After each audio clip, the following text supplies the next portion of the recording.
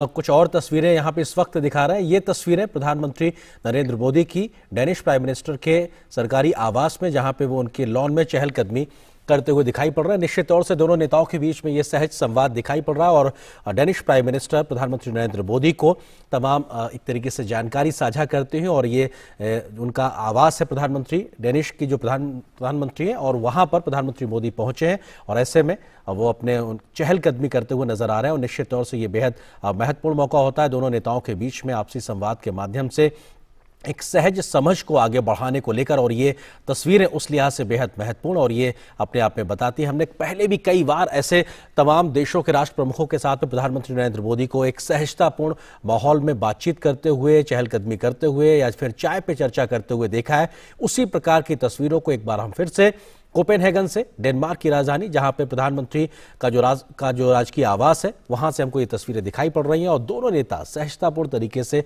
आपसी संवाद करते हुए। ये तस्वीरें अपने आप में बेहद महत्वपूर्ण, क्योंकि कई बार ऐसे पहले मौके हमने देखे हैं जब प्रधानमंत्री मोदी की भारत में किसी राष्ट्र प्रमुख के साथ में इस प्रकार की तस्वीरें, या फिर जब वो कहीं विदेशी दौरे पर होते हैं तो इस प्रकार की एक सहज संवाद की स्थिति देखने को मिलती है। कोई तीसरा व्यक्ति नहीं, दोनों नेता एक दूसरे के साथ में बात करते हैं तो निश्चित तौर से जो साझा हित हैं, जो तमाम जो बातें हैं जो दोनों देशों के भलाई के लिए हैं, या कहा जाए एक तरीके से जो दुनिया की भलाई के लिए, उन तमाम मसलों पर विस्तार से बात करने का एक मौके के तौर पे होता है और अपने आप में एक आधार तैयार होता है, एक समझ तैयार होती है और उस समझ के आधार पर आगे बढ़ने का मौका मिलता है। हमारे सहयोगी सुधाकर दास इस वक्त हमारे साथ में डेनमार्क की राजधानी कोपेनहेगन से ही मौजूद है, जहां पे प्रधानमंत्री इस वक्त प्रधानमंत्री डेनिश प्राइम मिनिस्टर के राजकीय आवास पे मौजूद है। सुधाकर, इन तस्वीरों को किस तरीके से समझने की जरूरत है कि एक सहज संवाद का एक मौके के तौर पर दोनों प्रधानमंत्री चहलकदमी करते हुए? बिल्कुल आर्यन, आपने सही कहा। और भारत डेनमार्क रिश्तों की एक नई तस्वीर है, ये नई एक तरह से नया अध्याय है आप कह सकते हैं। ये सिर्फ केमिस्ट्री नहीं है, बल्कि ये दोस्ती की एक नई इबारत लिखी जा रही है। जिस सहज तरीके से दोनों नेता संवाद कर रहे हैं, और हम देख सकते हैं कि एक इनफॉर्मल तरीके से, और ये एक दूसरे को समझने समझाने की कोशिश। तो आप देखिए डेनिश पीएम का जो इंडिया के साथ कनेक्शन है, पीएम मोदी की वो जब कई बार जब वो भाषण देती हैं, उन्होंने अपने संसद में हो या कई मंचों पर, उन्होंने भारत के लोकतंत्र की ना सिर्फ तारीफ की है, बल्कि पीएम मोदी ने भारत में जिस तरह से कदम उठाए हैं उसको आगे बढ़ाया है। देखिए डेनमार्क उन देशों में है जिसने पहली बार किसी देश के साथ ग्रीन स्ट्रैटेजिक पार्टनरशिप की है। तो बहुत महत्वपूर्ण ये संवाद। और भारत को लेकर अगर निजी तौर पर डेनिश पीएम के नजरिए से आप देखें तो उनकी बेटी साल 2019 में स्टूडेंट एक्सचेंज प्रोग्राम पर भारत आई थी, केरला आई थी और काफी खुश होकर लौटी थी। लगातार पीएम फ्रेडरिक्सन पीएम मोदी को, चाहे उनकी चुनावी जीत हो या अन्य अवसरों पर, उनको बधाई देती रही हैं। तरह से बहुत गहरा संवाद उन दोनों के बीच होता रहा है। कोविड के दौरान काफी बार संवाद हुआ दोनों नेताओं के बीच। कोविड के बाद अगर कोई फर्स्ट लीडर जिसने इंडिया विजिट किया था तो वो डेनिश पीएम थी।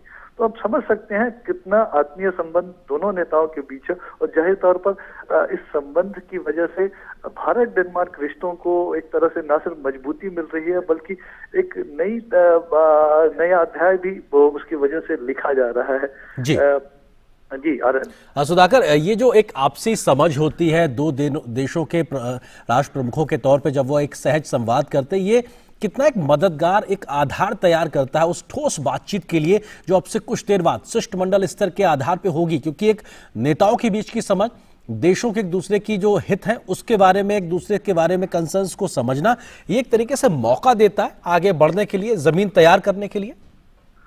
बिल्कुल। और देखिए, हम जानते हैं कि पीएम मोदी किस हम्बल बैकग्राउंड से आते हैं, किस तरह से गरीबी में उनका संघर्षों में जीवन बीता, और आज वो जो कुछ भी कर रहे हैं उसमें कहीं ना कहीं जो समाज में सबसे निचले पायदान पर जो व्यक्ति है उसमें आत्मविश्वास भरने की कोशिश रहती है उनकी तमाम नीतियों में। और अगर डेनिश पीएम की भी बात करें आर्यन, तो वो भी काफी हम्बल बैकग्राउंड से रही हैं। उनके पिता एक टाइपोग्राफर थे, उनकी माताजी एक टीचर थी। तो निश्चित तौर पर ये दोनों ऐसे नेता हैं जो जमीनी जो समस्याएं हैं उनको समझते हैं, उनको दूर करने का तरीका जानते हैं। और शायद यही वजह है कि दोनों नेताओं के बीच इस तरह की एक जो बेहतर केमिस्ट्री बनी है। और निश्चित तौर पर लगातार 2020 में ग्रीन स्ट्रेटेजिक पार्टनरशिप भारत के साथ हुआ था डेनमार्क का। उसके बाद साल 2021 में डैनिश पीएम ने भारत विजिट किया था। हमने देखा कि किस तरह से अगले 5 वर्षों के लिए ग्रीन स्ट्रेटेजिक पार्टनरशिप को आगे बढ़ाया जाए, उसमें क्या short term long term goals हो सकते हैं उसको तय किया गया है। और आगे ये जो एक इनफॉर्मल संवाद है, ये दोनों नेताओं के बीच संवाद को, समझ को तो आगे बढ़ाएगा ही, बल्कि डाउन द लाइन आप देखें तो जो पूरा तंत्र है, कई तरह के मैकेनिज्म है, उस मैकेनिज्म में भी एक नई जान फूकेगा और उनको एक तरह से ये संदेश संकेत जाएगा कि हमको नई ऊर्जा के साथ इन संबंधों को मजबूत बनाने के लिए, इसको आगे बढ़ाने के लिए और नई सदी के जरूरतों के हिसाब से वैश्विक चुनौतियों का सामना करने के लिए तैयार करना होगा, उस दोस्ती को और भी मजबूत करना होगा। तो ये एक बड़ा संदेश जाएगा, तो उसका बहुत ज्यादा फायदा मिलने वाला है। आर्यन, सुधाकर, जो हम तस्वीरों में देख पा रहे हैं, खिली हुई धूप और चारों ओर हरियाली, और क्योंकि हम डेनमार्क को एक ग्रीन पार्टनर के तरीके से देखते हैं और ये महज एक सुखद संयोग ही हम कहेंगे कि संभवतः डेनमार्क के प्रधानमंत्री ने जो परिधान धारण किया हुआ वो भी लगभग हरे रंग के तरीके से, तो निश्चित तौर से एक जो सहयोग का जो बड़ा आधार है वो भी कहीं ना कहीं एक ग्रीन पार्टनर के तरीके से लगातार, और फोकस भी हमको नजर आ रहा है, और शायद ज्यादा बड़ी हम तरीके से हेडलाइन भी उसी नजरिए से देखेंगे जहां पे ग्रीन कोऑपरेशन में एक बढ़ते हुए सहयोग को हम देख पाएंगे। जी बिल्कुल। और अब देखिए आनंद, एयरपोर्ट पे किस तरह से डैनिश पीएम वो पहुंची, उन्होंने पीएम मोदी का स्वागत किया। घर पर वो अपने हस्बैंड के साथ, पति के साथ उन्होंने पीएम मोदी को रिसीव किया। तो वो कोई भी मौका नहीं छोड़ना चाहती हैं। पीएम मोदी कंफर्टेबल रहें। एक तरह से देखिए, जरूर ये दौरा औपचारिक होता है, लेकिन ये एक अनौपचारिक मुलाकात। आप किसी घर पर किसी अतिथि को बुलाते हैं तो आप कोई कसर नहीं छोड़ना चाहते हैं कि अतिथि के स्वागत में, सम्मान में, और शायद यही चीजें हम इस वक्त देख रहे हैं। और जाहिर तौर पर इस संवाद का जो बहुत असर, अब हम जानते हैं कि अगर जब पर्यावरण की बात होती है, आज जब क्लाइमेट चेंज की बात होती है, वैश्विक चुनौतियों की इससे रिलेटेड बात होती है, तो भारत की बात होती है, पीएम मोदी की बात होती है। पेरिस समझौते को जिस तरह से लेटर स्पिरिट में भारत ने आगे बढ़ाया है, जिस तरह से पीएम मोदी का कमिटमेंट रिन्यूएबल एनर्जी को लेकर है, सिर्फ कमिटमेंट ही नहीं है, भारत ने 2022 तक के जो रिन्यूएबल एनर्जी के लक्ष्य को चाहे हासिल किया हो, चाहे साल 2030 तक 40% से ज्यादा जो रिन्यूएबल एनर्जी का जो कंपोनेंट ऊर्जा एनर्जी सिक्योरिटी में रहने वाला है, तो एक बहुत महत्वपूर्ण है। तो एक तरफ इंटरनेशनल सोलर अलायंस जैसे गठबंधन है, CDRI जैसे गठबंधनों को भी आगे बढ़ाया जा रहा है। तो बहुत महत्वपूर्ण, पीएम मोदी ये जो प्रयास कर रहे हैं सिर्फ भारत के लिए नहीं, नए भारत, आत्मनिर्भर भारत के लिए नहीं है, बल्कि दुनिया को भी ये एक तरह से रास्ता दिखा रहा है। और शायद ये बात डेनमार्क के लोग, डेनमार्क के जो लीडर्स हैं इस बात को समझते हैं। वो निश्चित तौर पर बहुत अहम मुलाकात जी। जाहिर तौर पर अभी जो बातचीत हो रही है, तो मुझे जरूर लगता है कि द्विपक्षीय संबंधों को लेकर बातचीत तो हो ही रही होगी, बल्कि एक तरह से अब कैसे एक और नई चांद फूंक सकते हैं। एक नई शुरुआत पहले ही हो चुकी है, और लेकिन उसकी रफ्तार और कैसे बढ़ाई जा सके, उसमें और भी एलिमेंट्स कैसे जोड़े जा सके, उसकी चर्चा हो रही होगी। सुधाकर, आप हमारे साथ बने रहिए। खास मेहमान हमारे साथ विवेक मिश्रा जी भी बने हुए, फेलो ORF के। विवेक जी, किस तरीके से आप इन तस्वीरों को समझने की कोशिश करते हैं, क्योंकि एक दो नेताओं के बीच में जब आपसी सहज संवाद दिखाई पड़ता है तो तमाम मसलों पर एक समझ को विकसित करने के एक मौके के तौर पे भी होता है, और प्रधानमंत्री मोदी को डेनिश प्राइम मिनिस्टर द्वारा अपने घर पर रिसीव करना, ये भी अपने आप में एक दिखाता है कि साहब किस स्तर पे डेनमार्क भारत के प्रति उत्सुक नजर आ रहा है उसके साथ सहयोग बढ़ाने को लेकर। विवेक जी।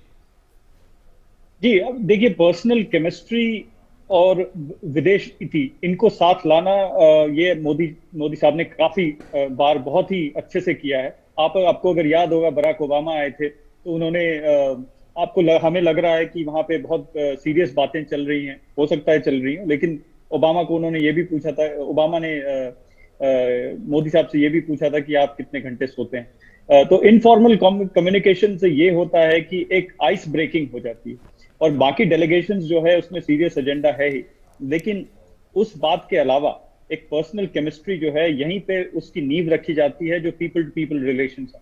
यहाँ पे अगर लीडरशिप में एक अच्छी पीपल टू पीपल रिलेशनशिप की झलक मिले, तो बाकी पीपल टू पीपल रिलेशनशिप ये बहुत आसान हो जाता है। तो मेरे ख्याल से ये जो भारत की नीति में खासकर दिखाया गया है कि डियास्पोरा जो है, भारत के मूल के लोग जो हैं, उनसे इंटरैक्शन जहां भी प्राइम मिनिस्टर मोदी गए हैं वहां किया है, और उनके लीडर से भी पर्सनल अनऑफिशियल बातें की है। तो इससे एक बहुत ही चैनलाइज्ड वे में विदेश नीति और जो पर्सनल केमिस्ट्री है, ये एक इसको साथ लाया है। तो मेरे ख्याल से ये जो कम्युनिकेशन जो हम तस्वीरें देख रहे हैं, इससे ये पता चल रहा है कि बहुत ही बातें सरल हैं, और जो एजेंडा, सीरियस एजेंडा है, उसके लिए एक डेलीगेशन ऑलरेडी है, सब कुछ लाइंड अप है, और लीडरशिप अगर एक इजीनेस दिखे लीडरशिप दोनों तरफ की लीडरशिप में, तो ये दोनों देश के बायलैटरल बहुपक्षीय नीति के लिए बहुत ही अच्छी बात है।